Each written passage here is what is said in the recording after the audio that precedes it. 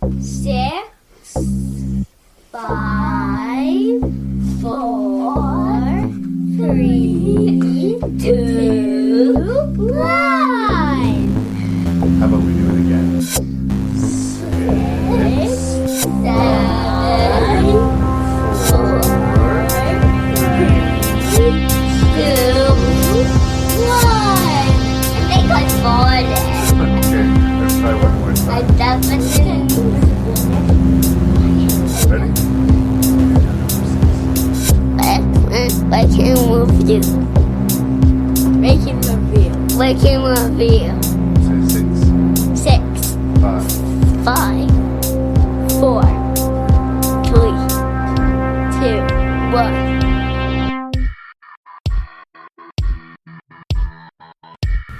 Hello and welcome to another fun-filled episode of Rank and Review. This is the 186th edition and it is called Strange Animals. Raylee Perkins returns and I'm so grateful to her for becoming a regular player with Rank and Review.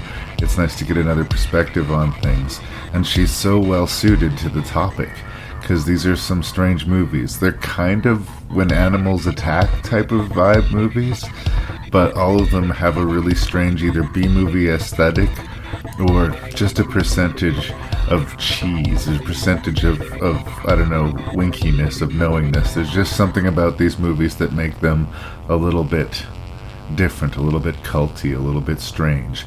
They're for a specific audience, and happily Raylee is of that specific audience. So we're going to get into that.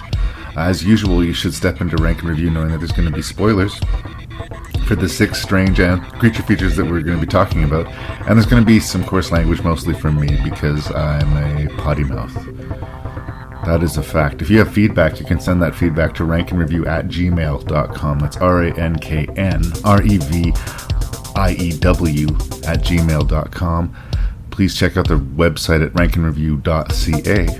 And if you're looking for other podcasts to put in your ears, you can check out A Lifetime of Hallmark. You can check out the Terror Table podcast. You can check out the Shelf Shedding Movie Show. Check out Cobwebs, a Gothic horror podcast. And check out Welcome to Riverdale. These are all friends of Rank and Review. Thank you so much for lending me your ears. I appreciate you. Now let's get into some strange animals.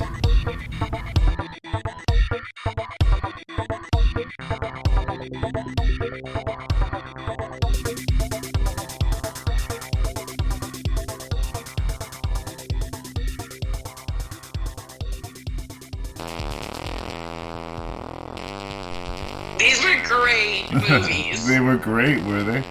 Raylee Perkins is back on Rank and Review to talk about some strange animals. And I'm glad that you picked this list because I think the wrong person, the wrong audience for these movies, and it's going to be a very toxic experience for them. So I know that you've watched things like Ghost Shark and appreciated them, so you can embrace the cheese when asked to. Do you have any regrets? Like, where are we standing? We're still friends after all of these movies? Oh no, this was way better than the first list I did. No, these were great. And not only why Ghost Shark, I recommend it to other hosts such as Matt Riesling, who else did on your show as well. Right. No, you talked about last time you were here that you showed him Ghost Shark and he did not seem receptive to it at all. Not as receptive, no. So, no, this was great. I had a lot of fun. The theme here is animal movies, but I guess in the B or C or D level of the spectrum, most of them. Most, yeah.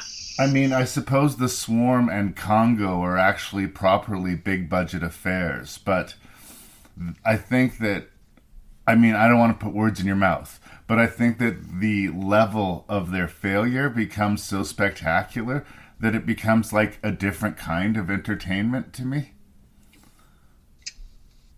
Yeah, I mean, failure comparatively to, like, compared to what, really? Yeah. Like, well, what the film they were trying to make and what the film that we are watching, like the difference between those two films. I mean, I think they hold. I don't know. I think you and I might have very different opinions on this because Well, we'll find out. I like them. Okay.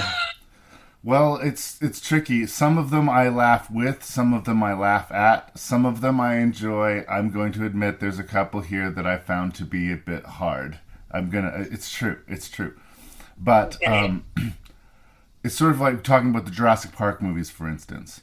There is a 12-year-old boy inside of me that loves watching adults get eaten by dinosaurs. Like, seeing an adult person get eaten by a dinosaur is just always going to be rarefied entertainment to me. And I know that that's maybe a weakness in my own character, but like, if you have that in your movie, I'm going to like it more than a movie that doesn't have that. And like, so some of these sort of play to my soft spots. But there's something within me that says, know what you are and have fun with it. And sometimes a movie will rub me the wrong way when it doesn't quite... It seems condescending to say know its space in the world or know its place. There's nothing wrong with a movie with ambitions. But if you're a no-budget, cheap as shit, silly monster movie, know it and own it. And then I'll be on your side. And if you're an actor who's going to be in one of these movies, like, understand that this is not going to be your, like, Shakespearean debut of greatness. Yeah. The whole time I was watching these series of films, I kept thinking, like, does this actor know what this is happening? Like, were they aware of the role that they're supposed to play? Or is this, like, legitimately, they're actually really trying? Because some were really trying to be in the movie, and some were very clearly aware of what they were doing and just played it up and like hammed it up for the camera. No, this is either a paycheck role for a lot of people, or it's just like they needed a role, so they weren't going to be in a position to say no to anything offered. But see, this is where I differ. Whereas, like, Sand Sharks, for instance, if somebody offers me a part in a movie called Sand Sharks, I am 1,000% there. I know it's going to be like a no-budget, like, stupidity, like, whatever. Yeah. It's Sand Sharks. But I'm going to be there with a big smile on my face. And if you're not there with a big smile on your face, what the fuck are you doing there? As far as I'm concerned, why are you there? If you don't want to be there, get the fuck off the set. Somebody else deserves it. Who will be there with a big smile. And I think Sand Shark was like the only one without some like big names in it. Well, apologies to the Coronemic fans out there. Oh, sorry. Yeah. Yeah, I don't know. I always think back to, I'm thinking of Sharknado. Right. When the guy from 90210, Ian Zierling? Was like doing interviews, I don't know. Yeah. He was just like hamming it up for Sharknado and telling everyone that it was better than Jaws. And I remember, he was so into character for that. And I remember thinking, like, this has got to be a shtick. Like, he can't actually think that this is better than Jaws. And so, but, like, that was part of that, like, appeal of, like, that crowd, right? Like, he just totally played into that role, and it worked for him. And I still, to this day, not too sure.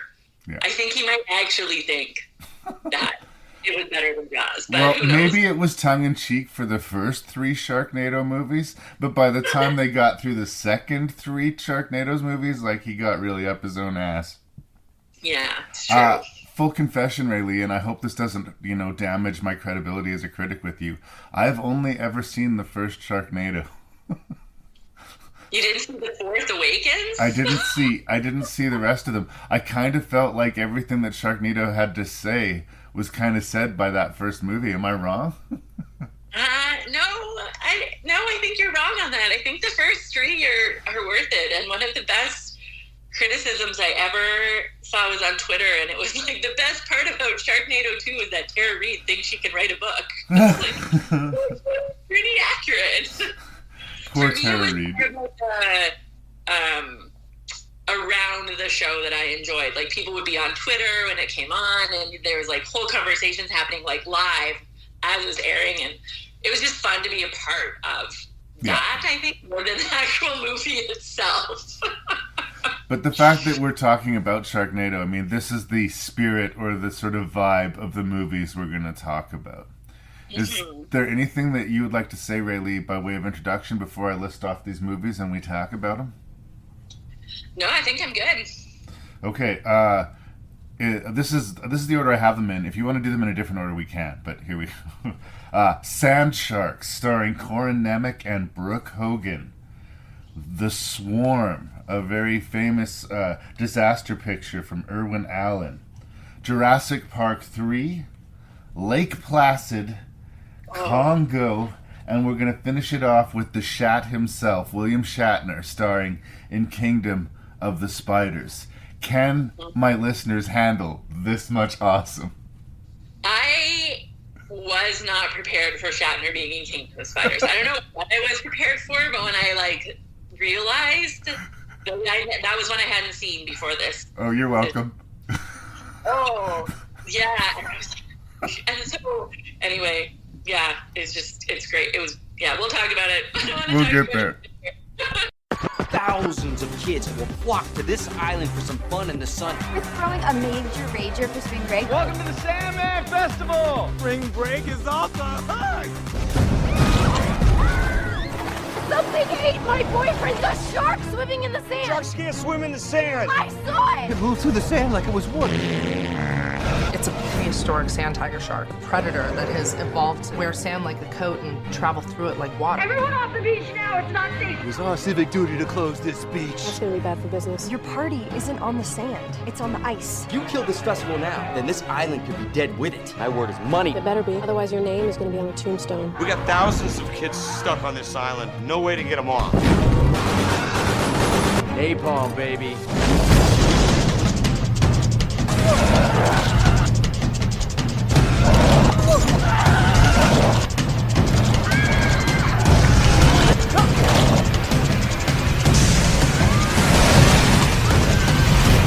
Sand Sharks from American World Pictures. So, Raylee, I'm going to rush production on this episode because I want it to actually come out as the next episode. The previous episode I did of this was the first bunker episode, and to be candid, it's probably one of the weakest episodes in Rank and Review history. I was by myself, and I really feel like I need a guest to help me bounce ideas off. Please don't give up on the bunker episodes. I'm working on them. They're gonna get better. And those were a tough list of movies in my defense. But I feel doubly cursed by it because in that episode I talked about Two-Headed Shark Attack, starring Brooke Hogan. And She's in two? she's made both of these shitty shark movies in the same year.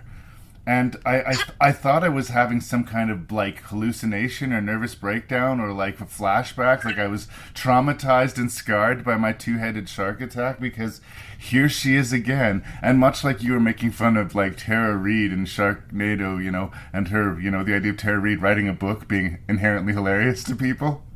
In this movie, Brooke Hogan is a marine biologist, and she does not sell it. And what's that? I said a damn good one. A damn good one. Well, I was pretty hard on her acting in Two-Headed Shark Attack, and I'm going to continue to be hard on her acting in Sand Sharks. She shares the screen with Corin Nemec. I was trying to remember, what was the thing about Corin Nemec? Well, I know he had that Parker Lewis Can't Lose TV show, but that was one season maybe? Yeah, I didn't recognize him. Did he have a high watermark? Or is this it? I don't. High watermark. He was in The Stand, the 1994 TV version of The Stand, but okay. What is it that I don't know? I'm not trying to be mean to him either. I'm actually legitimately curious. What was the big moment for Corin Nemec? Sand Sharks. I think this is it. Sand Sharks. Peak creature movie. So here's the thing. If you, like I said at the beginning, if you're making a no-budget, cheap as shit monster movie, know it and own it. And I think my problem with Sand Sharks is only about 2/3 of the cast is doing that. The 2/3 of the cast that are doing that, I am connecting with. The rest of the cast, it just kind of makes me facepalm a little bit. There's a weird feeling of like uncomfortableness that happens when the scene is just not working at all, where I actually feel like a little cringy, like a little embarrassed for not just like for them and for myself for watching it. And that definitely takes away from the joy of these at no point credible CGI sharks that are able to swim through sand and attack people. I will give the movie points for having fun with it, but I think the audience for this movie is incredibly specific, and if you're that audience, you've already seen sand sharks. This is my fourth watching of sand sharks. Okay. For viewing, so yeah, I'm familiar with the very narrow audience that enjoys sand shark. For me, it was less about the. Like, when the whole time I was watching this, like, set of films, I was really trying to, like, check off the tropes, like, while we were doing them. And, like, Sand Sharks really checks a lot of those boxes. Like, it really tries to hit every single element of, like, the sexy scientist and the love triangle weirdness. Like, it's all there. Like, all the elements are really a part of this movie. But I think it would be fair to say it's slapdash. Yeah. And I kept thinking, too, there was that documentary about that, like, fire festival that failed. Remember, was it the Fire Festival or whatever? I was like, it was a big con. Maybe this is that documentary. Based on a true story. Right? Because, like, that was the whole thing. It was just, like, this whole... There's just so much that was just, like, this festival that's trying to save the town, and then it shows a close-up of the festival, and it's like 20 people on a beach. And unenthusiastically hopping because there's no actual music playing on set. I'm like, that's the festival that's going to be your town. It's going to save the day. It's going to make it better for everyone. This lame party. Yeah, and I don't know, like, it had all it checked a lot of boxes. I like the old guy who's like the Jaws old guy ripoff. Like, that was a pretty good ripoff. Yeah, and he has a homemade flamethrower at just the right time. Again, that no one knew about until the exact moment that he like pulls it out. That would have been helpful just a few seconds ago when we were watching our friend get killed. But thanks though. Again, you can't fight this movie at all, right? I just like the setup of the cheesy lines, like right at the very end. There's like the main girl, or sort of like the assistant who's like helping set up the festival, right?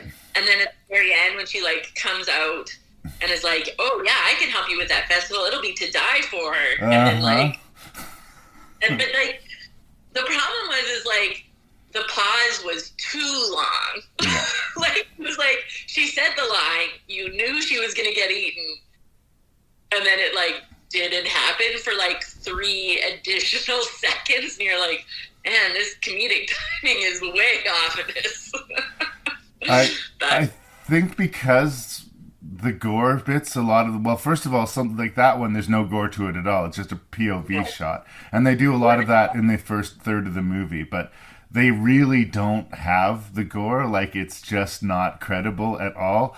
And because of that, I think they're weirdly able to, quote, get away with more violence than they would. This is actually a PG movie. That was the major difference between Two-Headed Shark Attack and this one. This one, you know, was less on the, well, other than that one officer that got bitten in half, it was less on the grim, visceral violence and the superfluity than Two-Headed Shark Attack was. Yeah, there was no nudity or anything in this one either. And I don't know, I mean, it's almost expected in this sort of like genre, not only that there be nudity, but like I say, that it be superfluous. It's like they missed one of those boxes. Isn't that what we do in this, or have we outgrown that? Is Sand Sharks mature? I don't know. I mean, I think mature is maybe not quite the word. Question, was this like straight to sci-fi TV? Like when, like, I think so. Was this one of the sci-fi releases? Like I know Sharktopus was, and Sharknado went straight to sci-fi. Was this one of that kind of set? I think so. There's some of them that were made direct to DVD, like by Asylum, and then there's some that were made for television that were subsequently released on DVD. But right. I'm a sucker for a shark movie. Here's a question for you: are we asked to, or do you like any of our characters?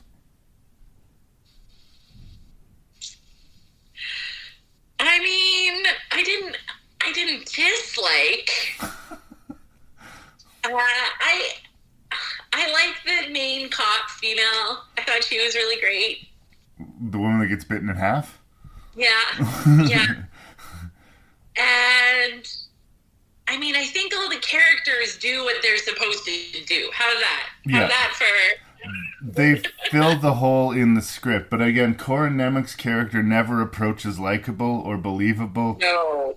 Or like, I don't know what they're trying to do with his big death scene, because he's not particularly saving anybody. He's not like, there's no payoff to it. It takes a long time for it to happen.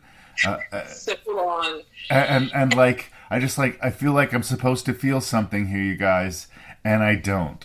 At all. The gruff cop who refuses to believe, and I'm sympathetic to refusing to believe in the sand sharks, let's be fair, but he's got this like Ice Cube scowl on his face for the whole movie. He just looks pissed off. He looks like he's mad to be in this movie, Sand Sharks. Yeah. Yeah. And then we of course have the aforementioned Brooke Hogan, who I guess she's superficially pretty, but I just don't think she's an actress. Am I being mean? Or a scientist. No. Yeah. No, I don't think she's either of those things. I don't believe it for a second, and I know we're talking about sand sharks, and I'm supposed to be using my kid gloves, but I gotta take some points away. She stands out in her suckage in this movie full of suckage. The thing I will say, though, is like the first movies that I talked about was that mockumentary about Loch Ness. Incident at Loch Ness, yes. Yeah, and they have the woman dressed up, the sexy woman dressed up, and they're like, she's going to be the scientist. That's right. And she like actually ends up being really good at her job. And I just wanted this scientist to be really good at her job, and she just never... I never believed anything that she said. No, at really any bad. point. At any point. I think Cora Nemec's an okay actor. I just think that the part was bad, you know?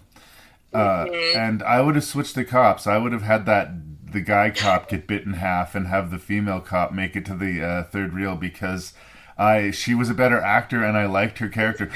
She was as close to a character that whose death mattered to me. But even that, they tried to make it funny because her guts were coming out and Cora Nemec was trying to push them back in like that was going to make it all better. The entrail scenes when it just looked like he was making sausage. Yeah. That scene. Yeah. I mean, I laughed because it's over the top and silly what they were doing, but again, it takes any, quote, credibility away from sand sharks. And I say that knowing how ridiculous that sounds. For your listeners, he is air quoting a lot, right? Yeah. I think, too, like, I kept thinking of Piranha 3D, like the one that came out in, I don't know, 2005. The Aja one, yeah. It's lovely. It's lovely. Just lovely. Yeah, like one of my favorites. And so the character was like that Jerry O'Connell, like that sleazeball porn maker sort of. And like Jerry O'Connell, I still really liked in that like sleazeball way. Like he's just, that character was fantastic in Piranha, and this just nothing translates. Really? Everything has to rip off. I swear I'm haunted by that bunker episode. You know who Brooke Hogan shares the screen with in Two-Headed Shark Attack? Who? Jerry O'Connell's brother. Really? I'm scared. I think we should stop. Like the Twilight theme. Nee. Is there anything else you want to say about Sand Sharks? I feel like it's an is what it is review. Like, if you want to watch a movie called Sand Sharks, here it fucking is, right? Yeah, or if you're like me, you want to watch it 4 times. By My girl. have at her. For more than 20 years, scientists have known that a swarm of killer bees has been headed towards the United States. Now, Warner Brothers presents Irwin Allen's The Swarm. We have visual contact. Identify. A black mass, sir. A moving black mass. We have been invaded by an enemy far more lethal than any human force. Starring Michael Caine, Catherine Ross, Richard Widmark, Richard Chamberlain, Olivia de Havilland, Ben Johnson, Lee Grant, Jose Ferrer, Patty Duke Aston, Slim Pickens, Bradford Dillman, Fred McMurray, and Henry Fonda. Get inside! The bees are coming! Everybody get inside! You understand? Quickly get inside! A story of courage and sacrifice. Newman! Go, Brad! Go! Move out!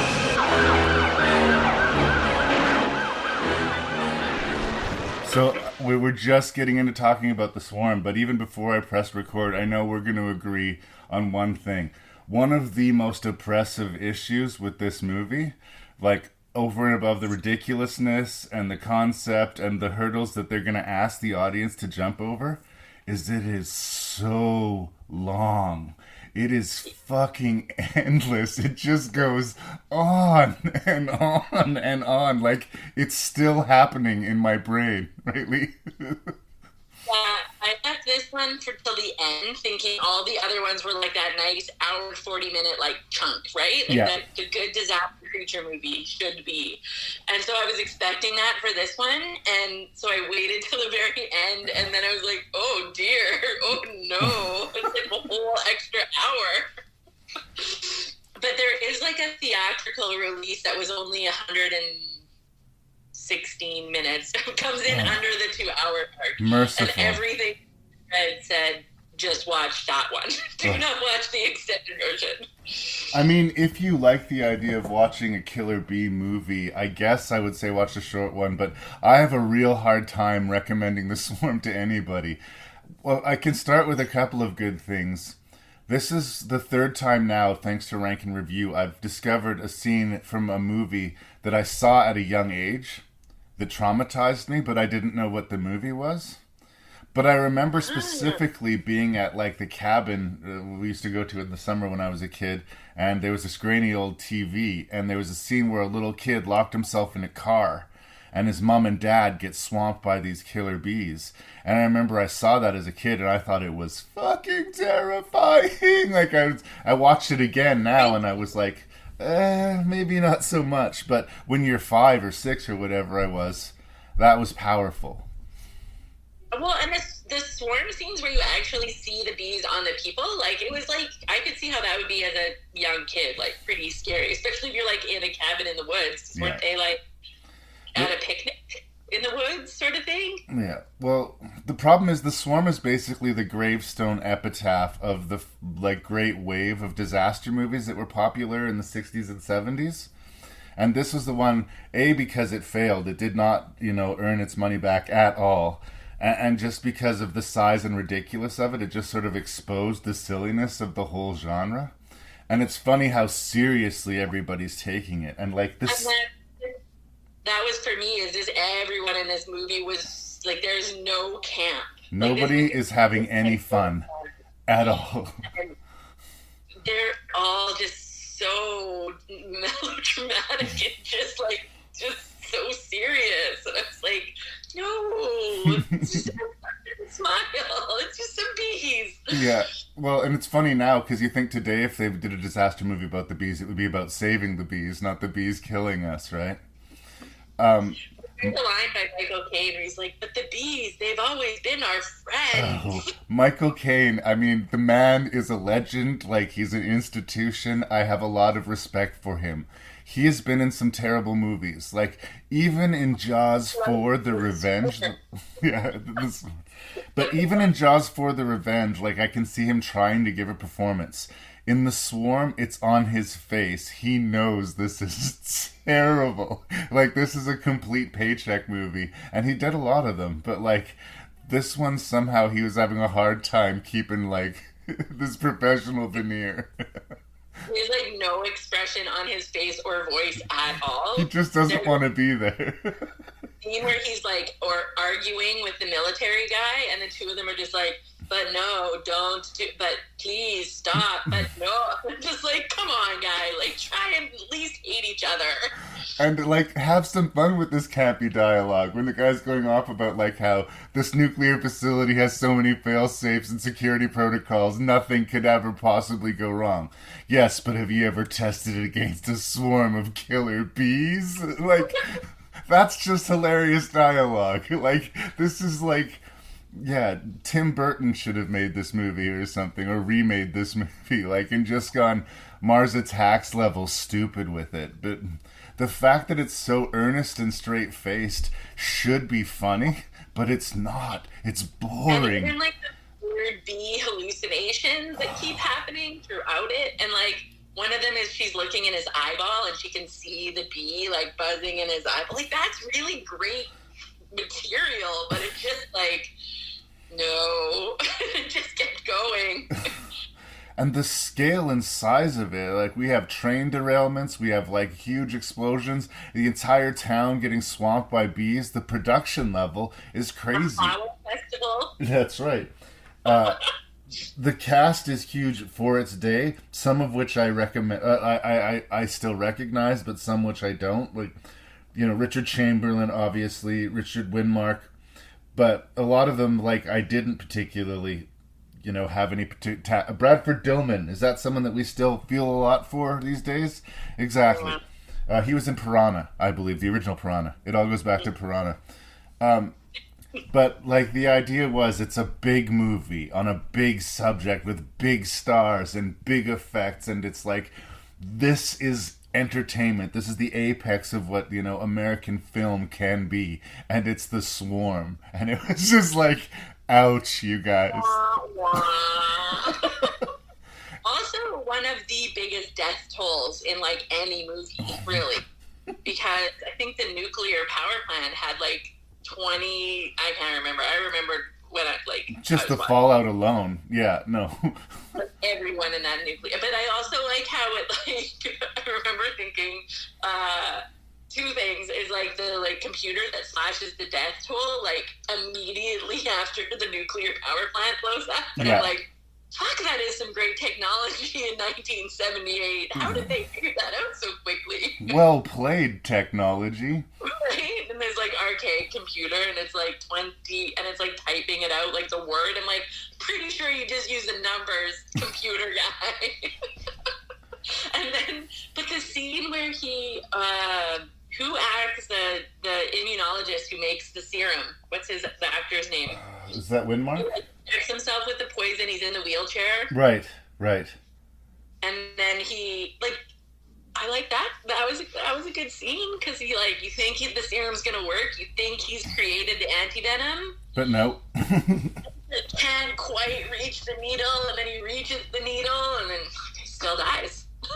No anti-venom for you. But my big thing with that, as much as it was, by comparison in the movie, a fairly decently executed scene, it did go on forever, right? Like, it was like, it was a short play by itself. This is J.R. Tolkien writing this. Yeah, this is, But it is. we're really going to ease on into this. We're going to take our time. You are a very sharp individual, if you don't mind me saying. So I'm wondering if you didn't maybe pick up on a subtext of subtle racism throughout this film. Okay, I'm so glad you said it. I was kind of thinking about not bringing it up.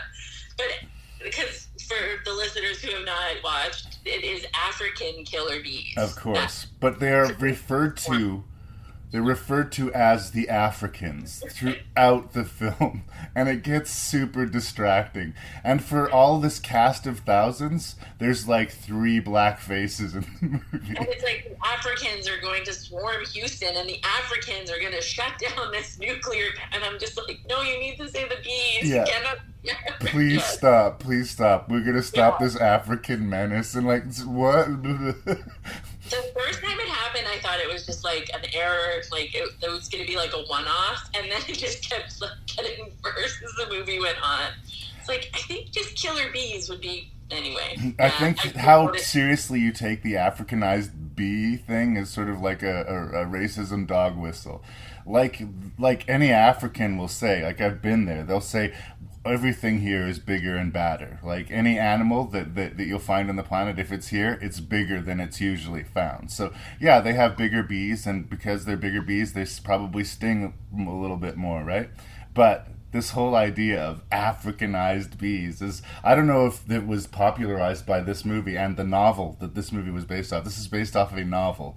But it hits my ears so bad. All I hear is racism. Whether or not it was intended, because I think for the most part in the movie it's not, but it really hits my ears bad, and it was already a trying, like, long, endless, like, experience for me, and that really kind of put it over the top to making it not easy to enjoy. I couldn't even laugh at it. The racism was so overt, I couldn't even laugh at it. Yeah, it was pretty bad. And like I said, it got worse. Like the first hour of the movie, the first quarter of the movie, it wasn't as bad. But as it progressed and it became, I don't want to use the word frantic, because nothing about this movie moves at a frantic pace, ever. No. But it does sort of get worse and like kind of snowballs as the movie gets on, and when it's talking about, because didn't they come up from wasn't there something in South America, or maybe that was another movie that I'm talking about. But they've been here for a while and they've been breeding, right? Right, that was what I was thinking of. Right, yeah, it was, yeah.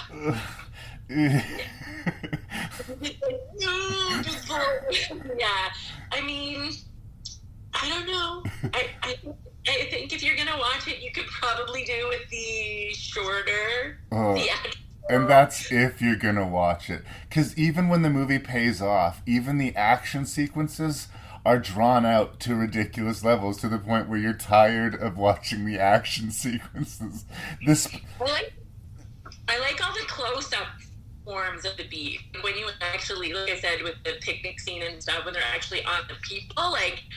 But when you just see them in the sky and it's just this like swarm of gray. A lot of it is just blurring on the image and people flailing their arms and falling over. Yeah. And so, but I did get a little skin crawly when it was like close-ups of the people being swarmed. I do have to admit, or when they were like coming in the vents and stuff like that. Like there's that moment of like, ooh, gross. That's really gross. But if someone were to edit all of those scenes together, that would probably be less than 10 minutes of this 155-minute sit. It's true. So, I'm not seeing this one rank high for me. Is there anything else you want to say about the swarm? Have we been fair on it? Fair. Yeah, no, I think I'm good. I have a proposition I'd like to discuss with you. I've chartered an airplane to fly us over Isla Sorna, and we'd like you to be our guide. We'd love to make a contribution to your research here. It could almost be paradise. My God, I'd forgotten. We have a landing strip up ahead. You cannot land on this island. Oh my God!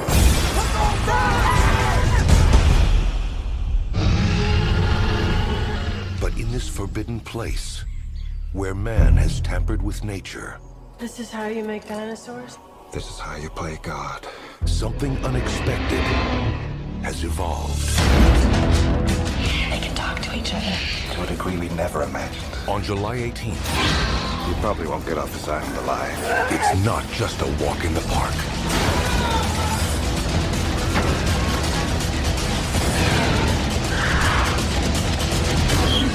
They set a trap. They actually set a trap.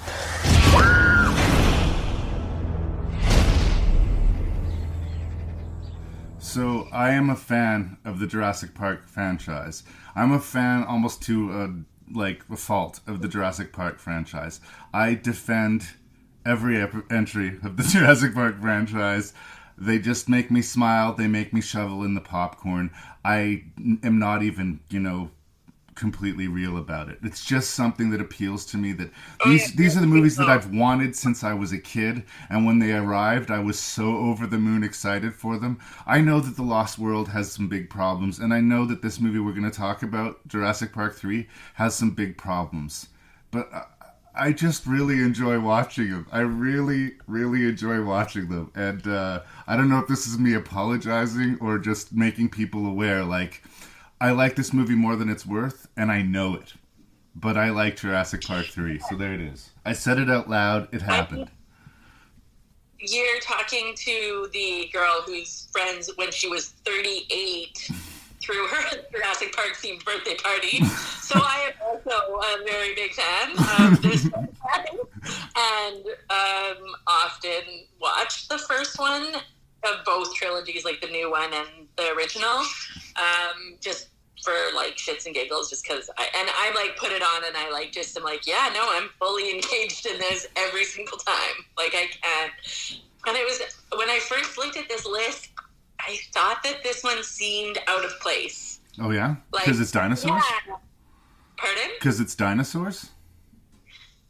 It just, to me, Jurassic Park is great, but, and I know it's a creature movie, but it's, to me, it's a different beast of a creature movie for some reason, and I don't know why it's in a different genre for me, but these are all, the other ones on our list are all, very much the, classic B creature movies that I love. And I find Jurassic Park, really legitimate. And so at first, but I think the more when I first watched this, and I was and then started watching this, I'm actually, of all the Jurassic Park movies, I think that this one fits this genre the most. Well, and I if I go off the title Strange Animals, as an entry in the Jurassic Park franchise, it's the first one not directed by Spielberg. It's 90 minutes. It's not this epic 2-hour thing. It kind of gets in, gets out, and all of them know that they're essentially B movies with A-level production values, but this one leans into it in a way that almost it seems too hard. It makes it feel less legit in a weird way than the first two movies did. But let's be real, The Lost World especially goes pretty far off the map. It gets pretty damn crazy. We've entered a cartoon universe when, we have kids using acrobatics to save their dad from a raptor, or, the whole T-Rex in San Francisco was better conceptually than in reality, for me personally. Still love the movie. I still love The Lost World, but it's got its problems. But this movie is almost self-consciously silly. The premise of this guy taking this kid parasailing around this forbidden dinosaur island and not anticipating anything going wrong. The whole setup of this kid being missing for, 3 weeks or something by the time we first... no kid should be able to survive on that island for that long. It's on its face not credible. And it's one of these things about the Jurassic Park franchise where they feel the need to bend over backwards in each movie to have a kid in it somewhere.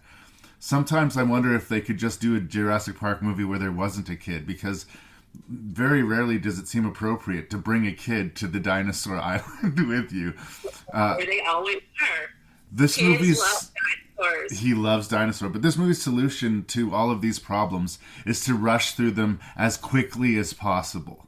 They are not going to do the thing the first Jurassic Park did, will take the first 40 minutes to get you on the island and, acclimated to this world. No, they want to get you to the dinosaur action as quickly as possible. Is it a smart movie? No. Is it an entertaining movie? Yes. So for me, the other Jurassics are the dinosaurs aren't the villain in the other Jurassics. Usually. Right. They're the killers, but they're not the villains, right? And this is the first, if not only one in the whole genre where it's just literally man versus dinosaur. And there's no sort of outside elements really playing into anything. It really is just a man versus monster kind of, man versus animal kind of a movie, right? Yeah. And the plane crashes, they have to find their way to a radio, and then they have to find their way off the island, and it's go, go, go. And they have nothing to their, like, nothing. They have no technology, no tents, no food. Like, they're just against the elements trying to beat the dinosaur, trying to get off the island alive, right? Correct. And so, yeah, I mean, it's enjoyable, and the action scenes are really great. It just, to me, it doesn't fit in with the other, like, so that's why I'm like, it doesn't really fit in with the Jurassic Park movies to me. Like the rest of the series Jurassic Park movies, but it's too good to be listed with like quality-wise and budget-wise to be like grouped in with all of these other movies that are on our list today. It's kind of this like weird. So like I don't always enjoy it as a Jurassic Park movie as like if I were to take that series as a set of movies. But then I don't enjoy it as a B movie because it's just too good. It's too good to be B. Really good actors and like really good budget and like CGI stuff is really great. And I'm like, that's not what a creature movie should be. Creature movie should be The Swarm, but not The Swarm. Don't watch The Swarm. Well, if you want to watch The Swarm, but... It's got an interesting cast, too, for its time. I mean, William H. Macy, Tia Leone, Michael Jeter playing like a badass, like, mercenary dude, which I thought was an interesting against-type kind of role for him. But most of the characters, they don't stick around long enough for us to know or care about. And, like, I say that to the good and bad. Sorry? Then the two characters that reprise their role from the first one, Sam Neill. And Laura Dern, Who should have had more screen time. She should always have more screen time. I love Laura Dern so much. I have the biggest heart for Laura Dern. But yeah, she's very much a cameo supporting role in this particular movie. Bring people in, I think. There's a running thing like with the Sam Neill character. He doesn't want to be on this island. He's basically tricked into it, practically kidnapped into it. And there's this sort of resignation on his face. And it's hard not to imagine that Sam Neill, didn't look at the script and think, well, this is a good paycheck movie and people want me to be back in this movie, but this is kind of in a way. And I like Sam Neill. I don't like talking shit about Sam Neill, but it's not him that makes the movie kind of work for me. It's the dinosaur stuff, to be honest. There's a giant Spinosaur that fights a Tyrannosaurus Rex. We get much more into the sort of interactions and like the communications and the sort of parenting skills of the raptors. Thank you. I really like the scene where they get inside sort of the central base of it and they have the raptor chase inside, like the little pen where they get pinned behind that door. Like there's great isolated sequences. And we finally got what we were supposed to get in The Lost World with the aviary. Which is a great scene. Yeah. Originally, the end of The Lost World was the helicopters came to rescue them, but the helicopters get swamped by these birds. But instead, last minute, Spielberg decided we needed to see a T-Rex in San Francisco. Right. So they brought the birds into number 3. And I really appreciated that addition. In fact, there's one character that they do a tease on. It looks like he's been killed by the birds, but it turns out he's okay. And that sequence was so well executed that I almost wish that character had been killed off because it was so brutal. Like the way they swamped him and isolated him from the rest of the group, and the way that one bird looked back over his shoulder at the other one, basically saying, "No, he's ours. We got this." Again, it's just moments like that where I feel expression out of these CGI creations, where I'm genuinely impressed by the movie. I keep going back to it. It's not smart. It's a dumb, very dirt simple. People are being chased by dinosaurs, but it happens so quickly that they don't give you a lot of time to think, how the hell is this kid still alive? What are we doing, you guys? Oh, he happened to bring this raptor skull and he happened to just blow a note through it and that made the raptors cool with him? Okay, movie.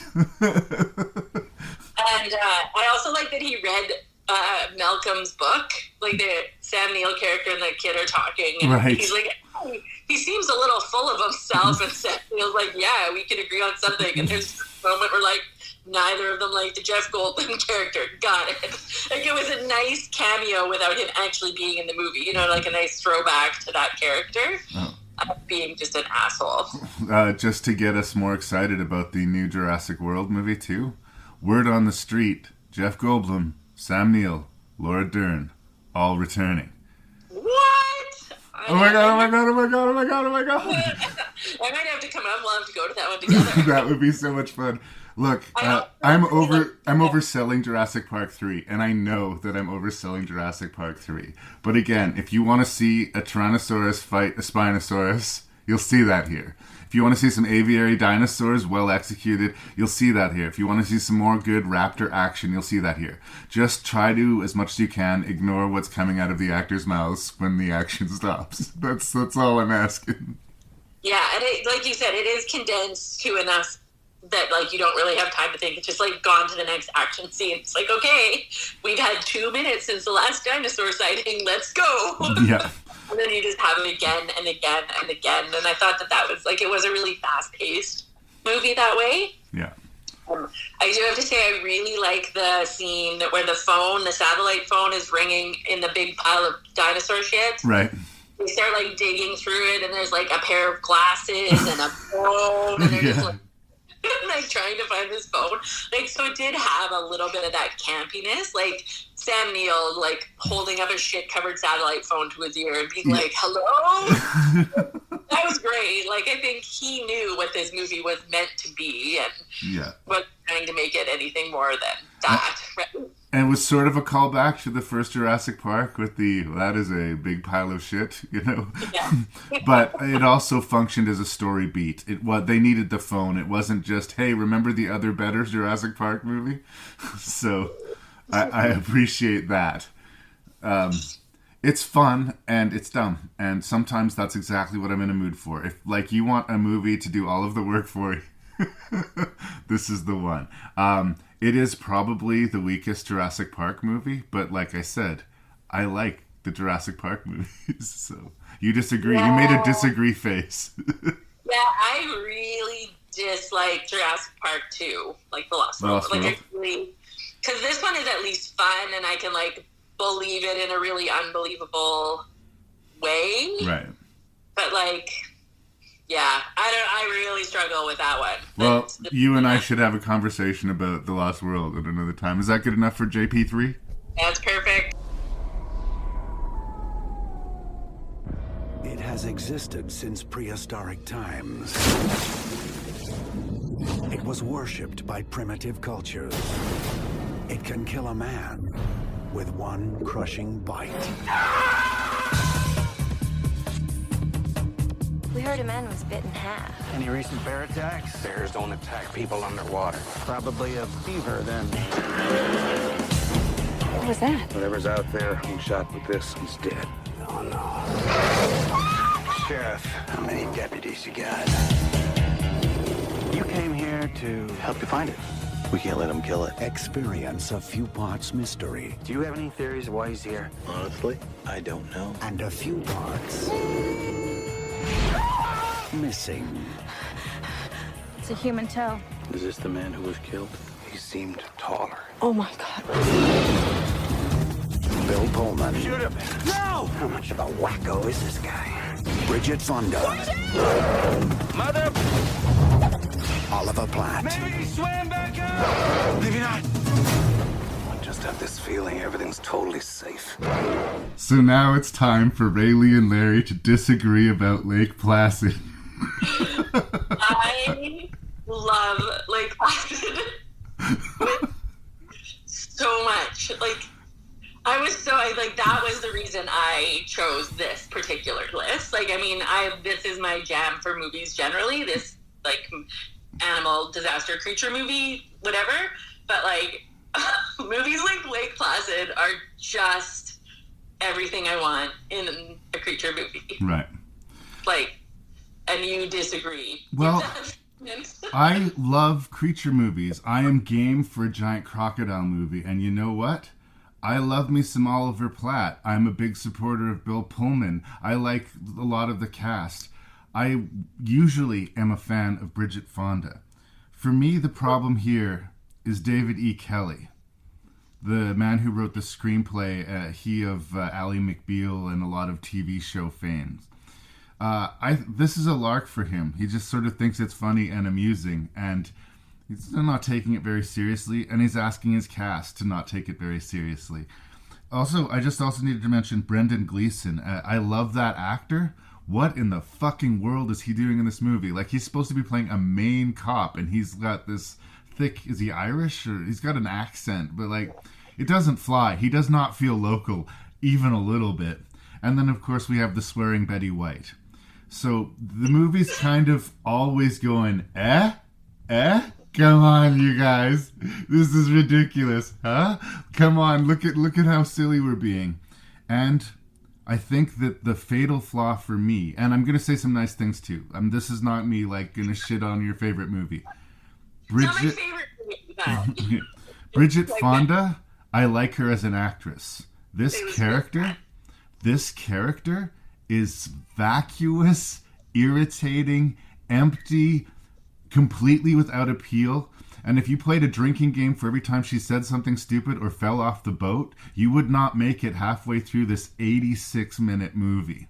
You'd be Big Lebowski drunk. Let's get real. Like, I get that it's a dumb B monster movie, and I get that it knows it's a dumb B monster movie, but on top of it, everyone's acting above this dumb B monster movie. Like, they're all kind of like, look at how stupid this is, you guys. What a lark. And as a genuine fan of these movies, I have kind of a fuck you reaction to that. You know?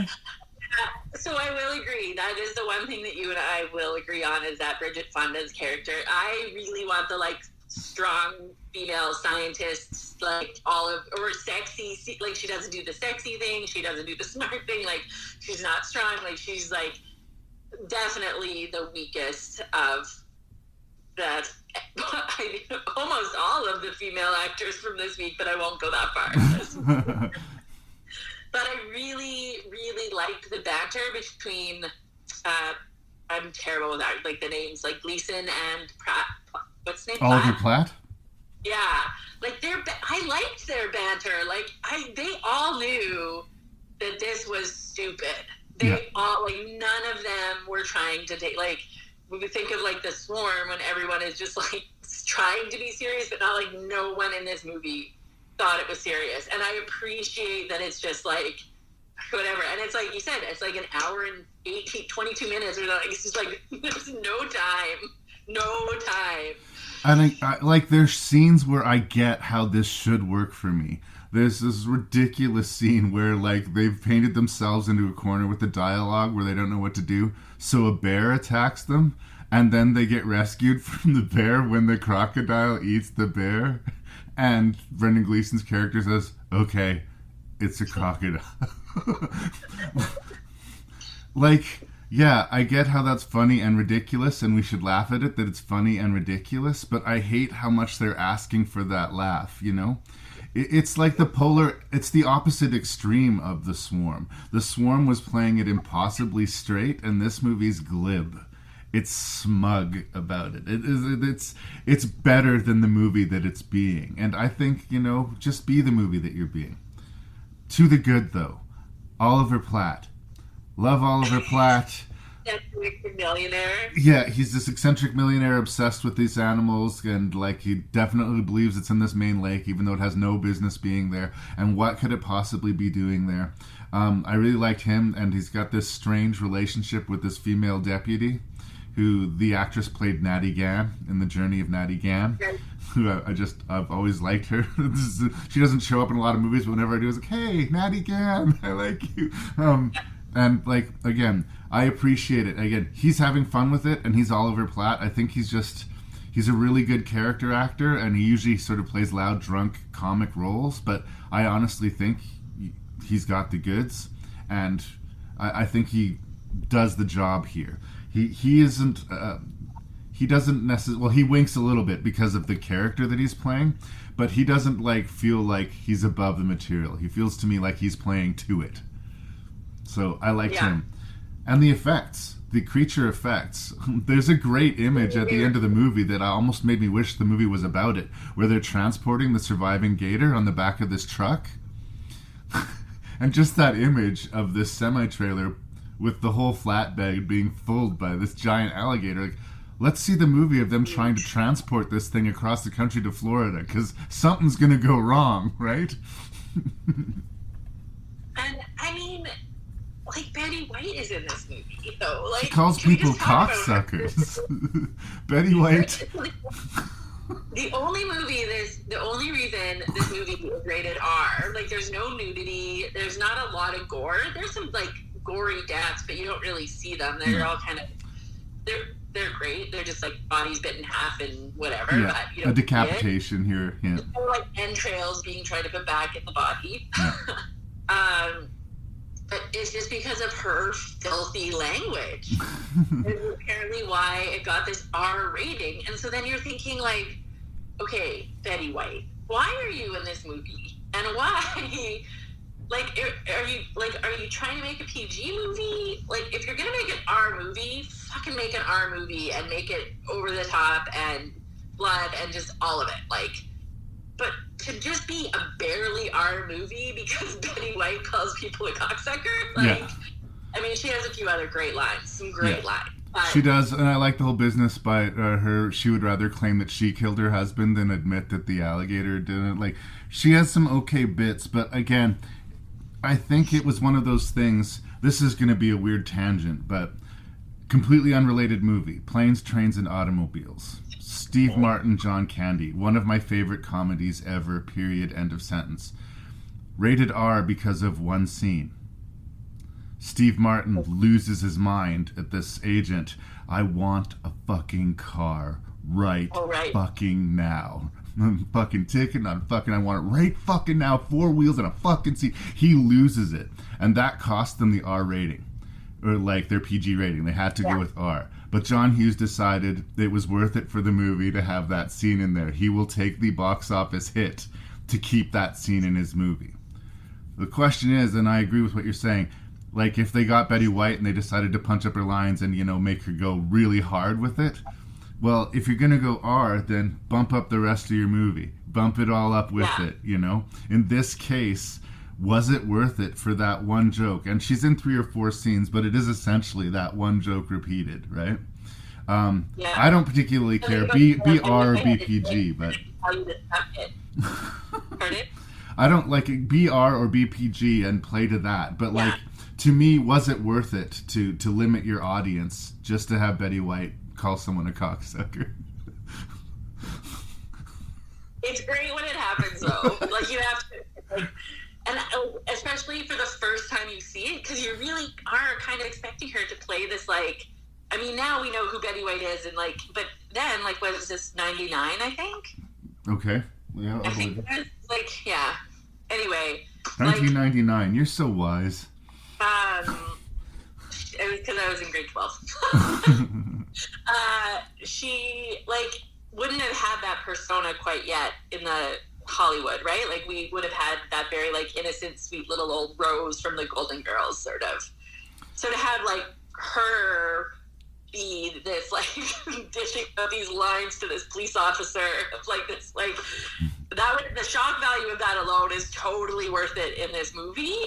But then, like, then I want to see all the other stuff get bumped up as well. Yeah. To me, it's just a variation on the rapping granny, or the, you know, just granny does something inappropriate, you know, the old lady in the heavy metal video. It's just like, it's out of context and ergo it is funny, but it is just one joke repeated. Another complimentary thing that I will say, I should have seen this coming because it's the most obvious thing in the world, but I will give Kelly points. I didn't see the second alligator coming. And crocodile, sorry. I do this all of the time. I didn't see the second crocodile coming. Like, I honestly didn't. I should have. Why else would it be there? But to, like, mate, there'd have to be a reason. And, like, that way they could kill one and they could keep another one alive for possible Lake Placid sequels. And there are many sequels, and there's apparently Lake Placid versus Anaconda. That's a thing that exists. So one of the reviews of this movie said something about how, like, this is just a failed anaconda. And I was like, whoa, let's just unpack that for a moment here. Failed anaconda? I know those words, but that makes no sense to me. Their crocodile that is big. As far as I'm concerned, all the movies we're reviewing today fucking wish they were anaconda. And then at the end with the like little baby car, like it's just setting itself up, right? Yeah. And I liked it. I kind of wish Betty White's character would have gotten killed off. Like I found it like that. I'm surprised that she survived. Yeah, there's quite a few survivors in this movie. Well, again, it's just being fun and silly as much. When people die, it doesn't count. They're always no-name deputies. There's this Canadian character actor who you see in a lot of things who plays the deputy who gets his head bitten off, right? Brendan Gleeson's presumably known that guy for years. And, like, there's no impact to his death at all. Like, yeah, one of my deputies died, you know. I'm not going to have to inform his wife or his parents about this. This is not something that's real to me in any kind of way. But Bridget Fonda's like, like her squeaks and squawks throughout the whole thing. I just wanted to shake her and be like, no. Well, I've asked in the past whatever happened to Bridget Fonda, and now I'm starting to wonder if maybe it was Lake Placid. She married Danny Elfman and just stopped acting and just started, you know, being a rich, famous person who is rich and famous and is happy with that. So I guess more power to you. But, you know, I say if you're, again, it's another one of those things, if you don't want to be in Lake Placid, don't be in Lake Placid. I don't know if that's the case with Bridget Fonda, the actress, but her character, man, ugh. I want to be there with you, Raylee, and enthusiastically endorsing Lake Placid. To me, it's an is-what-it-is movie that's elevated by a few good performances. And, you know, I'm always down for an animal attacks movie, but it's not my favorite. Not on this list. Not by a measure. Yeah, no, I have a lot of fun watching this movie. Every time. I'm sorry. Some will come to it for science. This is a big deal, Charles. This is a big find. Some for fortune. A diamond mine of incredible bounty. And some to return home. She doesn't really belong anywhere, does she? No, she belongs here. Together, they will search. My boss, he thought I wasn't going to make it. He sent another expedition. Drawn deep into a mystery. Camp destroyed. People dead, a gray gorilla. No or such something. thing as a gray gorilla. I saw one. And the more they discover, The same hieroglyphics over and over. the greater the danger. What do they say? We are watching you. Help me! Help me!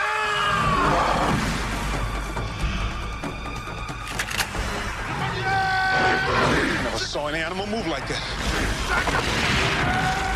Shoot it! Shoot it! How intelligent are they? See, they're smart. They're too damn smart. Watch out! Go! We're getting out of here. What about them? Put them on the endangered species list. From the best-selling novel by the author of Jurassic Park. The myth of the killer ape is true.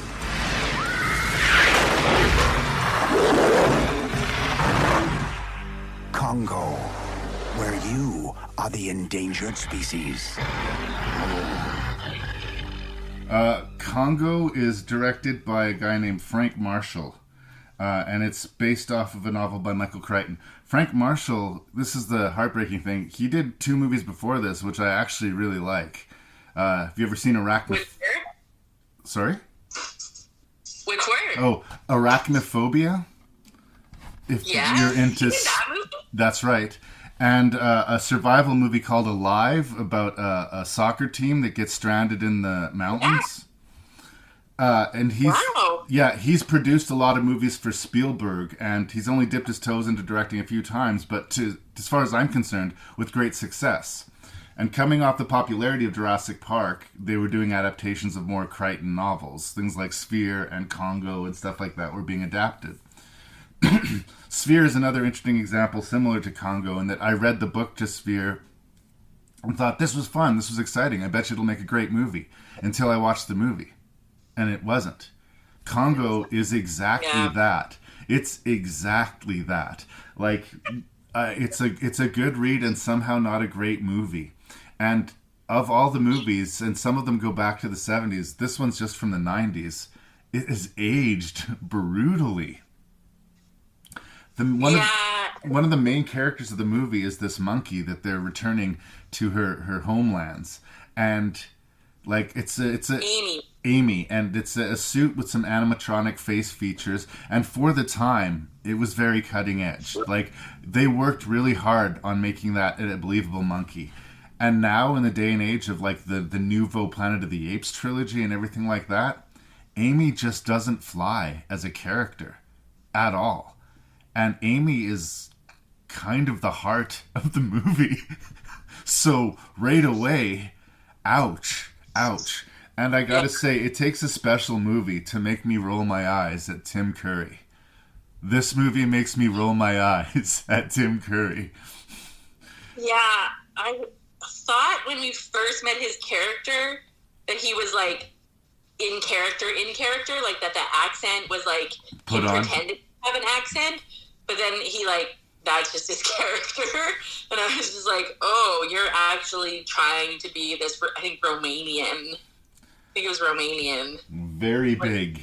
Too big. Very, right? Very big.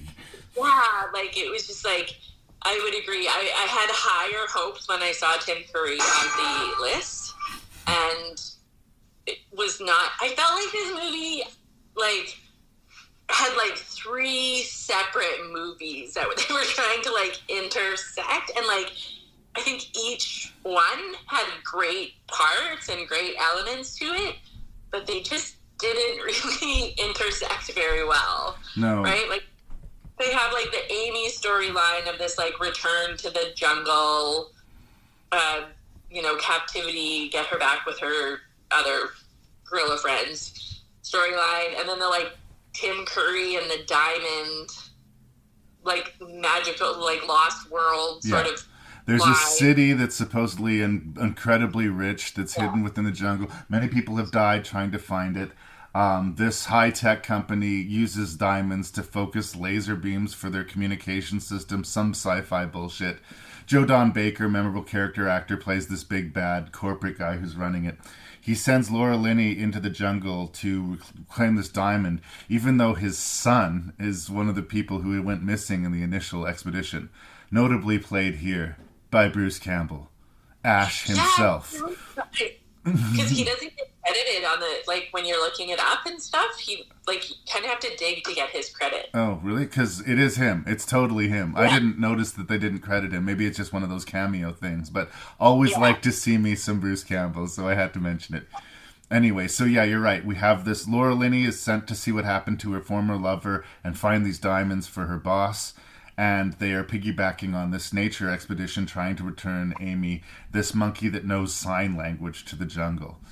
By the way, subnote, if you've successfully taught a monkey sign language, you probably want to keep that relationship going as long as possible. Actually being able to communicate interspecies, it'd be so epic for us progressing as a planet. I just seem the premise seems weird that you would do all that work teaching this animal sign language and then set her free. But excuse me, that's the premise of the movie. The survival rate would be quite low. Yeah. So they have, because of the turmoil in this undisclosed country that we're in, because they're trying to be careful, they need this military guy, Ernie Hudson, to lead them in. And they're also get mixed up with the Tim Curry guy who's here to find the ancient city. He doesn't care about anyone. Everybody has their own irons in the fire. None of them are particularly connected. And usually a lot of different pieces in this sort of big budget, sort of epic, kind of helps the moving parts of the movie kind of keep you engaged. What's this guy going to play? What's going to happen to him? You know, who's going to live? Who's going to die? It's amazing how you just don't care about any of it while you're watching the movie at any point. At any point. Laura Linney is a great actress. She can do great things. And this is early in her career, and it'd be good for her to be headlining a movie at this point in time. It's high profile. Frank Marshall's made good movies. It's Michael Crichton. On paper, I get it. I just feel so bad for her watching this movie.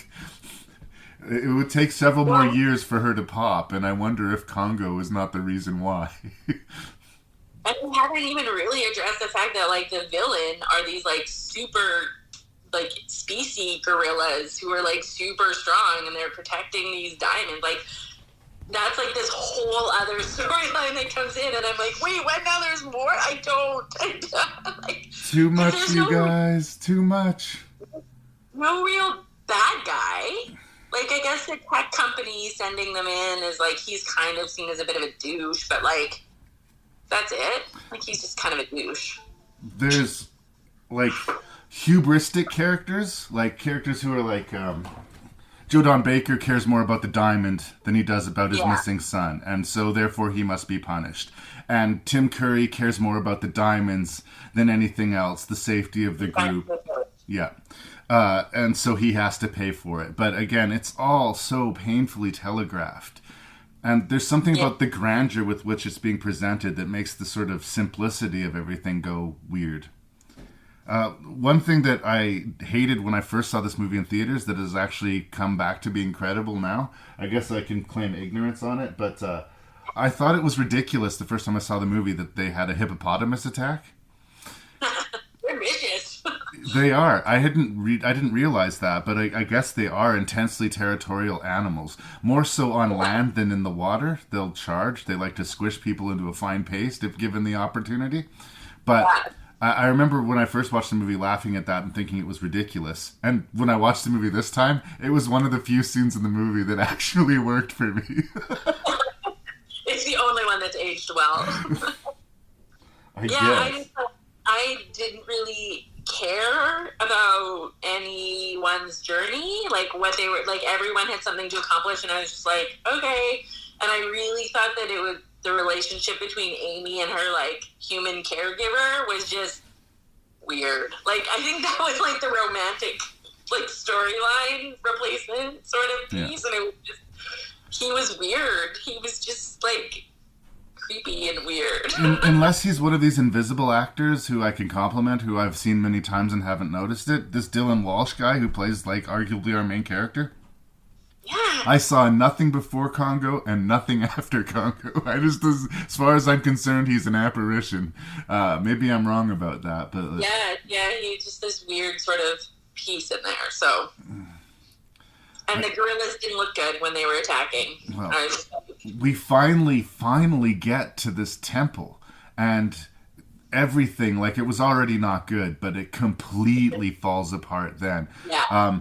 All of a sudden they're saying, oh, the monkeys aren't going to attack them until they start stealing the diamonds. Well, that would be all well and good if you didn't open the movie with the monkeys killing two guys just outright for being there. Like, again, just follow the own rules of your own movie.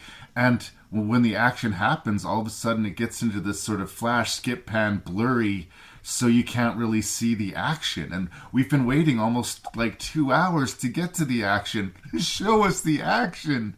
What happened? Yeah. What happened? This is, again, we were talking about sand sharks earlier. Like, they had nothing to work with. This movie has everything to work with. So in a way, I think Congo's a better movie than Sand Sharks, but it's arguably a bigger failure than Sand Sharks. Yeah. Do you know what I mean? Like, it's a weird distinction, but it's not which other? Funny. Like, Sand Sharks, you can at least have fun while you're watching it. No, this isn't even funny when they're trying to be funny, or there's comic relief moments. It's a serious movie. Yeah. Like, they're trying to be, like, it's serious. Oh, no. You know? Or it's just lame when they're trying to be funny because they have to tell Laura Linney that she's ugly, or else Amy gets jealous. That's hilarious, you guys. Hilarious. Ugly girl. And she's like sign language. I'm like, oh.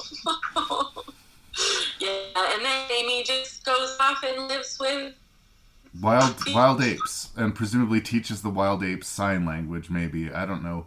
Yeah, I don't know. It's a tough movie to like. It's heartbreaking to me. I actually really like this director. I really legit do. I don't know what happened. He was involved in those other movies. Yeah, and like a lot of production, a lot of cast. Like, it's hard to point to any one thing that was the thing that sank the movie. It was like nothing was working for me here, and that sucks. That sucks. Yeah. Yeah, it just didn't come together for me at all. It's short shrift, but I'm running out of things to say about Congo. Is that good? What is it? What the hell's wrong? Now on DVD, William Shatner in the classic web of terror, Kingdom of the Spiders. Why would spiders suddenly turn aggressive? This right here is scientific phenomenon. One minute they weren't there, and the next minute they were everywhere. How do we get rid of them? There's not just a few spiders out there, there's millions of them, and your town is right in their path. The spiders in this area have organized themselves into an aggressive army. He's found another 20 or 30 hills just like the one we burned. Listen, there's thousands of them out there. We'll never make it. What are you talking about? Of course we will.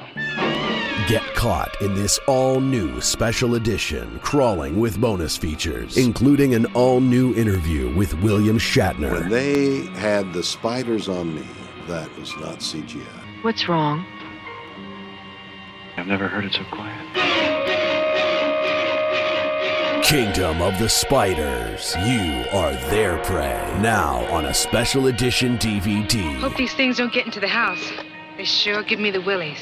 Okay, Kingdom of the Spiders, starring William fucking Shatner. Okay, the Shat himself. All of his glory. Yeah, with at the time his wife. And this is a different Shatner for me. I haven't seen this version of Shatner. This is like cowboy Shatner, you know? Yeah, for sure. Kingdom of the Spiders is a 1976, I believe. I think originally 77. aired... 77? It might have actually originally aired on television. It's one of these sort of creeping ecological, what have we done? The spiders have been, tampered with, and they've become immune to all of the toxins, and they're lashing out at us. It starts with them... The DDT, yeah. It starts with them hitting the wildlife, the cows. The movie's not really good at showing us what actually the spiders do. Like, they crawl all over top of the animals like they're eating them or something, but it doesn't look like they're eating them. Like, they're just doing their killing business. William Shatner is investigating this, and one of the first people that's on to that something's up. And we get to know the characters in this community, and things start to snowball. And I really sort of felt like this was going to be one of those pedestrian, by the numbers, when animals attack movies. And the thing that brought me here was William Shatner. But I have to tell you, I had so much fun watching the movie. And before we talk about anything else, before we talk about the POV spider shots, before we talk about, the Shatner spider attack, and before we talk about that painting of an ending, I really have to talk about the music in this movie. Okay, you do. There's a couple of these country ballad songs that they play a lot of in the beginning and at the end of the movie that are like completely tonally adjacent to the movie, but I don't know why. I just find them hilarious. I'm fascinated by the decision to include them. Like, what do they contribute to this movie? I love it. Don't get me wrong, but like, I just can't imagine someone sitting down and saying, "Yeah, that's what we need for this picture." You know what would get really good here? Yeah. And between that and seeing Captain Kirk lasso his lady love and, the hilarious but kind of unexpected over-the-top ending, I had a lot of fun watching this not very good but incredibly amusing spider movie. Where do you land on Kingdom of the Spiders? This was, like, infinitely better than I expected it to be. Right? I did not have as high hopes for this movie. When I kind of looked at this list and I was like, Spider movie 1977. I didn't look at who was in it, so I didn't know there was William Shatner. Just like, like a 70s spider movie. Like, I actually thought this was going to be more like kind of on par with The Swarm. Right. Honestly. And then I started watching it, and this is my full disclosure. I can hate spiders. Oh, okay. So much in my heart. And I really struggle with spider movies. I love them though. I love arachnophobia, I love spider movies, but I legitimately also hate them at the same time. And so I wasn't expecting this one to bother me because I was like, oh, there's gonna be like no budget, no spiders, like it's gonna be really cheesy and whatever. I was crawling. Like, there's a lot of spiders in this movie. First off, that's just like quantity of spider to human in this movie is great. I don't want to know how they got killed all those spiders. Like, yeah, it made me wonder, like that caption they put at the end of a lot of credits where no animals were harmed in the making of this movie. I don't know, it looked like a couple of those spiders were getting pretty squished there. Under the vehicle, and like the scene where he like throws the blanket and they all go like flying all over the wall.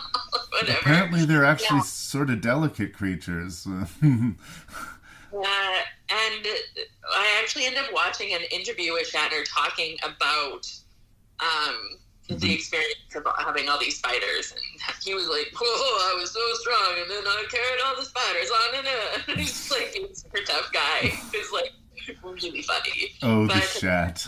Oh, the Shat. The lead female in this is so great. Like, she picks up the spiders. She's not like a damsel in distress character at all. Yeah. She was really, really fantastic. I liked the poor couple, the woman who's like their farm's gonna get quarantined. It's like the first cow. Yeah, like it was great. This was a really, really great movie. I kind of liked, like, again, there's times where I'm laughing at the movie, but there's also times where you're right, it does kind of work. That family that decides they're going to stand their ground, they're not going to be run off their farm by a bunch of spiders. I kind of understand that mentality. It's not like stubborn, hayseed hick. You can't go running me off the land. It's like, no, this is our farm. We're going to stand our ground. And it costs them their lives, and it kind of counts in a movie where you feel like maybe it shouldn't count. But there are other times where I laugh at the movie, where the scene towards the end of the movie where Shatner gets a bunch of spiders dropped on him, and his reaction and his slow crawl up the stairs and falling into the kitchen is like, it's like so Shatner that I love it and hate it all at the same time. Brilliant. Yeah. Like chef kiss. Yeah, it's just like he is just the perfect amount of overacting for that role, right? Like, it's just like, and he is acting like he is in it. Like, he is fully committed to this Kingdom of Spider movie in a way that, like, Michael Caine with The Swarm was like, all right, I'm out, bye-bye. No, there are no half measures with William Shatner. If you hire him, you're getting 100% at least, right? And all of the characters in this movie, were very believable. Like, the couple who were staying on their farm and the female scientist, like, I don't know which female entomologist, I don't know what her role is. Right. Who was a scientist. And then when the woman, like, shoots her own hands off, yeah. Like, or you could have just, like, used the gun to brush the spider off, but both work. It's all good. But I liked it for the movie that she made that choice. I don't. Yeah, no, it was a perfect choice for this movie, for sure. I just, like I said, I was expecting this movie to be considerably worse than it was. Yeah. And I found myself really enjoying it. It's overperforming. There's another scene, because I don't know if it's an urban legend, but if you've heard the story of somebody goes to a warehouse to pick up a package and they're driving home, and all of a sudden, through the vent of the car, a spider crawls onto the dash that had somehow gotten into their car while they were in the warehouse. This is a story that I've heard variations of. Well, in this movie, there's a guy who's driving a pickup truck who'd been parked at the farm. And I just like the idea that he's in the car and he's driving for a while before he actually notices that there's all these spiders in there. And it seems a little bit incredible, but, like, you're not expecting a bunch of spiders to be in your car. And even underneath the... what is it, the folding little dash thing on top of the car seat? Visor? The visor, yeah. He flips the visor down and the spider just drops into his lap. And it's just like, while you're driving the car, you got to suddenly deal with, like, that idea is icky and horrifying. And one of the scenes that, like, I got a little bit, ooh, and this is why I work in Australia. Yeah, well, and even with the slapdash execution, it still works. Part of that is, I think you're right, the fact that they use real spiders. If they were overtly plastic or, like, CGI, the way the sand sharks are never credible in the movie Sand Sharks, these are credible because they are spiders. And yeah.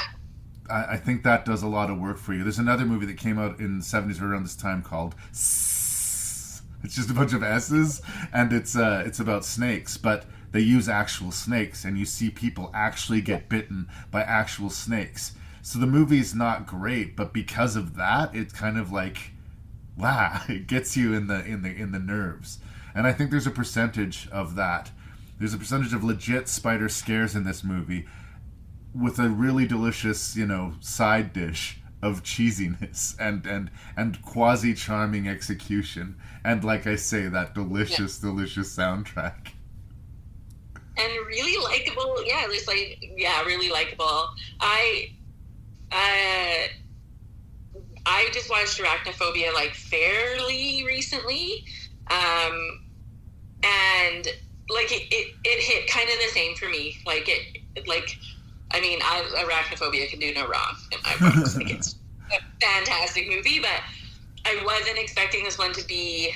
I get it. I felt it just kind of hit the same nerves as that movie for me, with the close up of the spiders and the way they do the slow crawl, but then it goes really fast, and then all of a sudden they're covered in spiders. That cut to one to the other. It was ooh, yeah. No, it was great. Just talk about the end, or were you there yet? No, I just wanted to say, I think that Arachnophobia is a better movie than this one, but that this one overperformed for me. Again, it's better than you expect, and yet it's what you expect. But yes, we definitely need to talk about the end. Not at all expected. At all. William Shatner as a hero cowboy who's coming in to save this town, and then doesn't. The entire town is webbed and concealed by these spiders, and they do this sort of drawn-out panning shot, and it's clearly a painting. Hilariously, obviously. No, they do this pan-out shot, and at first, it's kind of this blurry white, and then you realize, oh, we're looking at web, and then, oh, we're looking at the house, and oh, we're looking at this entire town, but it's a painting. It's clearly a painting. I don't know how they're expecting it to fool anybody. But the idea of them, that whoever's alive is this little group of survivors. They're trapped in this house and they can't leave, and that's where they end it. That's where the movie leaves you. Because the pan-out shot is William Shatner tries to look out the window, and he realizes it's encased in web. Yeah. And then that's when the pan-out shot starts, and you have this and I just expected, especially a hero like Shatner, to save the day and burn the spiders, and everyone would love him, and there would be a statue of him in the town square. Everyone would celebrate. And so it's this kind of just really bleak ending of these. I think there's 4 or 5 of them left in the house. Yeah. That we know that have survived, and they're just gonna live in this. I don't know. It was just, I found it to be really, really bleak, which I was just was not expecting. Yeah, no. I did not see that ending coming. I knew that they were doing the eco-horror thing, and that this was our fault, that the spiders were mad at us and everything like that. But no, I wasn't expecting that ending, and kind of welcomed it, even though, the execution is wonky. But I love what they were going for. And I think that's basically my wholesale truth about the movie. The execution is a little wonky, but I love what they're going for. And it works enough that it overperformed for me. I had a lot of fun watching it. Yeah, I agree. I also just have to say the airplane sprayer just wonkily flying over the town, spraying crashing DDT everywhere. Beautiful touch. Just love the fact that they're just blanketing everything in DDT. Yeah, just making things worse. No, it was great, and not what I expected it to be, and was pleasantly surprised. Would definitely revisit. Another lost gem rediscovered by Rank and Review. Boom.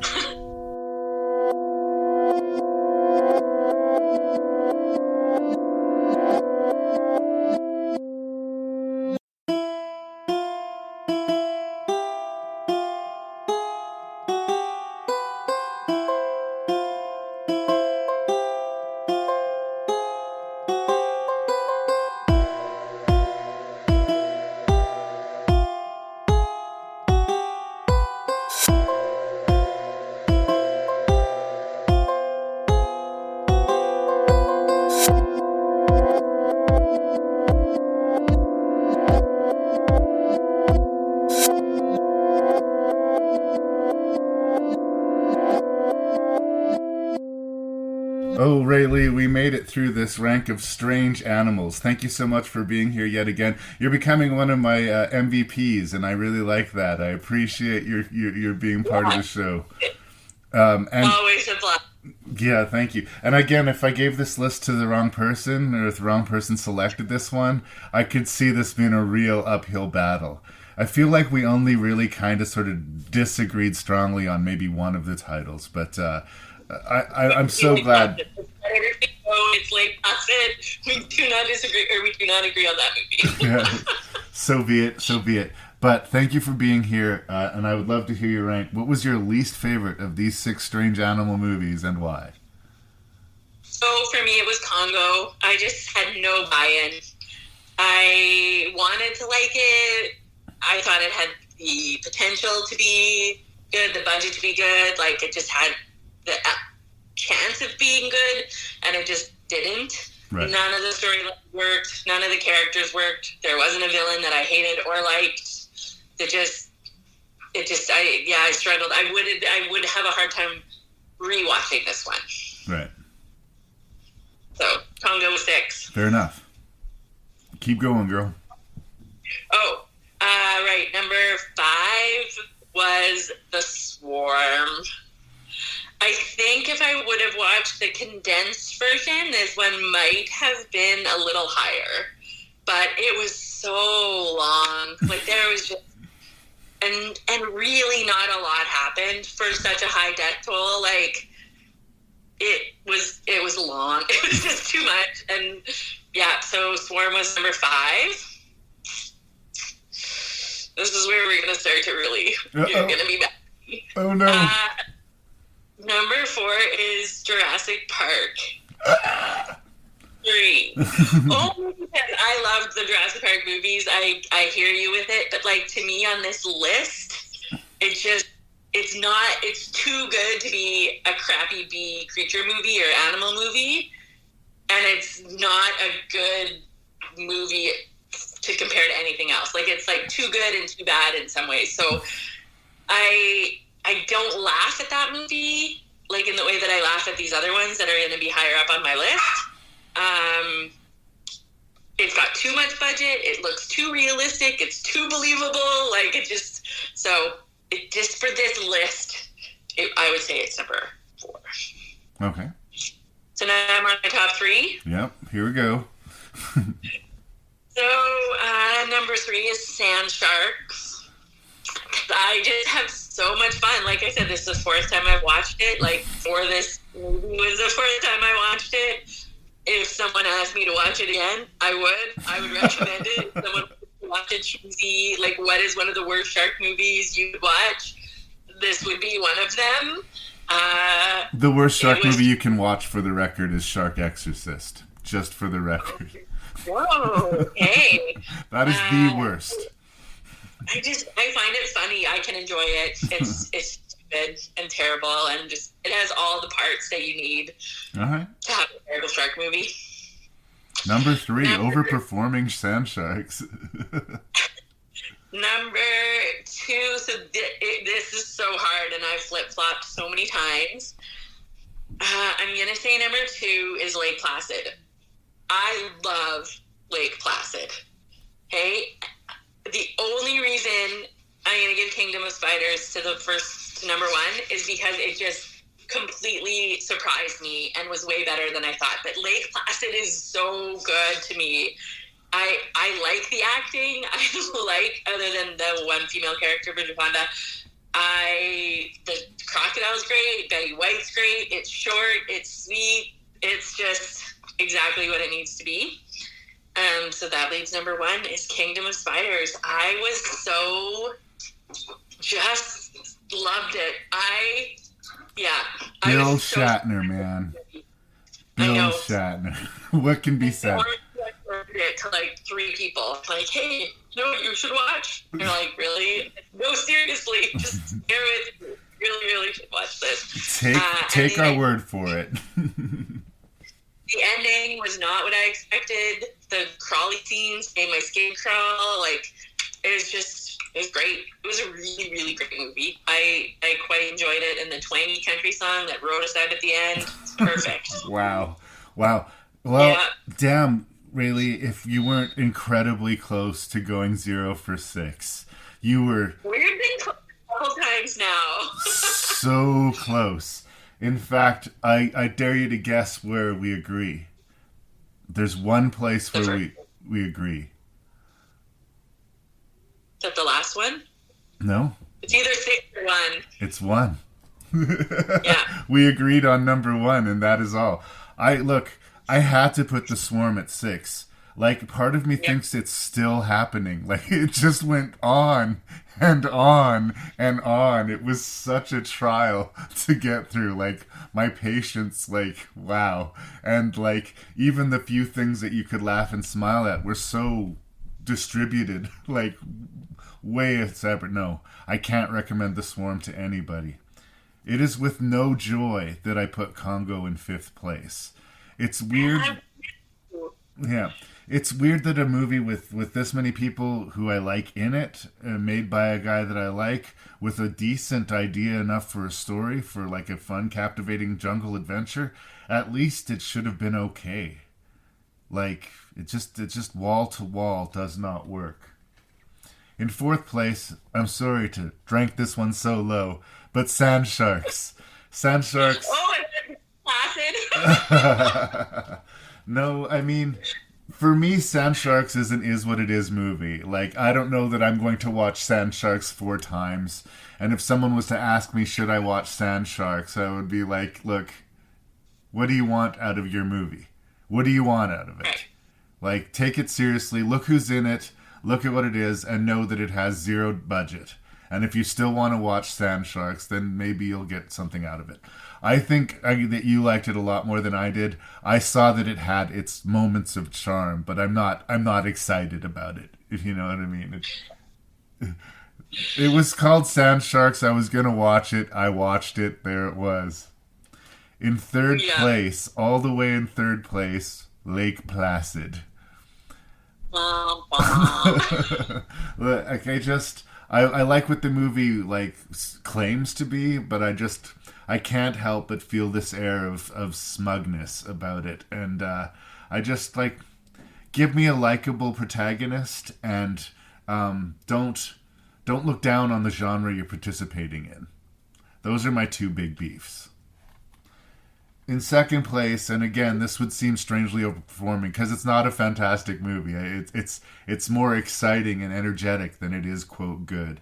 But I have a lot of fun watching Jurassic Park 3 in the same way I have a lot of fun watching every single entry of the Jurassic Park franchise. I am a fanboy of this franchise. Give me big budget dinosaurs eating people on any given night, and I will have a smile on my face. And yes. Yeah, it was hard for me to put this one so low. Yeah. And yes, like you said, I was so surprised at how much I was expecting to laugh at or with Kingdom of the Spiders, maybe. And it had its moments of that, but it also had moments where it kind of worked. And it had moments where the sort of clunky execution was actually sort of charming. And, you know, it's not all there, but it's so of its time, and it's such a specific experience that, I don't know, I had a lot of fun with it, and I could not have anticipated Kingdom of Spiders topping the list when I first sat down for this bunch of movies. No, not in any way. Yeah, and yet there it sits. There's, again, all of these movies, I think the people who are going to be attuned to them, if this is for you, you'll know it. But Kingdom of the Spiders, in a weird way more than any of these ones, I think has the potential to surprise. So for that reason, I gave it number 1. Agreed. We did it, girl. Yay! Thank you so much for doing this last minute. I'm going to try and get the edit out, so hopefully this will be out on Wednesday. You can fill your ears with this. Cool. Okay, that's great. So hopefully there's nothing in here that you said that'll make you facepalm or anything like that. And I'm sure that Rank and Review will be hearing more from Raylee Perkins. Is there anything you wanted to say to the people on the internet before we sign off? Nope, I think that's it. Enjoy Kingdom of Spiders. There's lots of love in the room right now, Raylee. Thank you so much.